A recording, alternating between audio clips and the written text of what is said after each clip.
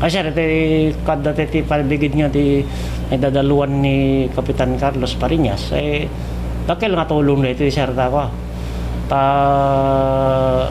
Gaglalo din ti aglalo ito sa oram. At dada nga volunteer nga may tumultulong kanya mino.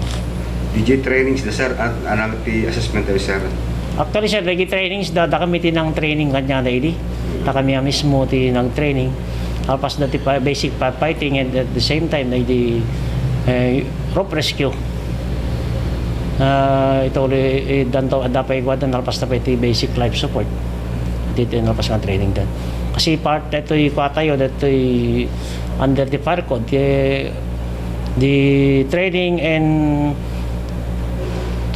can kwatagiti by brigades tayo is under the supervision and control iti Bureau of Fire Protection. Actually nakatalo nga training to ni muna ti first course ti BFP Bureau of Fire and Protection, tapos about no kasano mang handle ti hose ti fire truck, tapos si marunong nga training tayo po Red Cross ti first aid services, tapos ti makatlo nga training tayo po nagsubli ka man ti BFP panggepmet ti taltalya po rope rescue. Digiti equipment sir na dapat ti kurang na sir.